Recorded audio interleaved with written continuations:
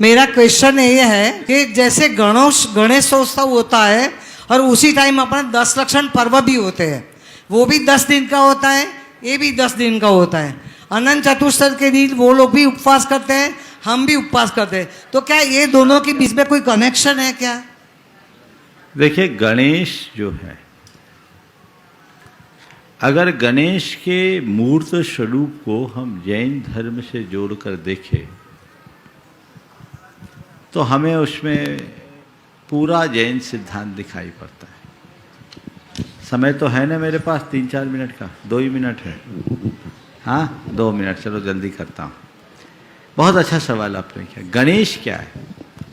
गणेश को लोक में बुद्धि का देवता मानते हैं और हमारे यहाँ गणधर को गणेश कहा जाता है। गणधर जो गण के ईश हैं, गण यानी संघ, 12 गण होते हैं समूसरण में, उसके प्रमुख, और वो बुद्धि आदि रिद्धियों के अधिपति होते हैं, इसलिए उन्हें हम बुद्धि के देवता के रूप में कह सकते हैं। अब गणेश के लिए जो आकृति बनाई गई है, मुझे लगता है कि गणधर की आकृति को ही मूर्त रूप दिया गया है। गणेश के बुद्धि का देवता बोलते हैं तो बुद्धि का प्रतीक है मस्तक, तो मस्तक जिसका सबसे बड़ा हो वो बुद्धि का देवता हो, तो हाथी का मस्तक रख दिया। समझ गए?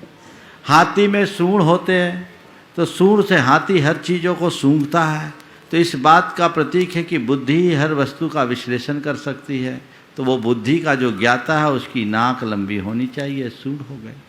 हाथी के पास दांत होते हैं, खाने के भी दिखाने के भी, तो खाने के और दिखाने के दांत होते हैं, यानी ज्ञान भी हमारे पास 2 प्रकार का होता है, एक शब्द ज्ञान, एक ब्रह्म ज्ञान। शब्द ज्ञान दिखाने के दांत है और ब्रह्म ज्ञान खाने के ज्ञान।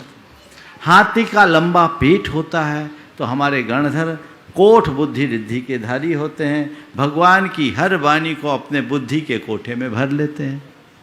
और गणेश के 4 हाथ बताए, ये 4 अनुयोगों का प्रतीक है। और उनका आसन बनाया है चूहे को। चूहा क्यों है? चूहा एक ऐसा प्राणी है जो 24 घंटे अध्यवसाय करता है, एक पल के लिए भी नहीं रुकता।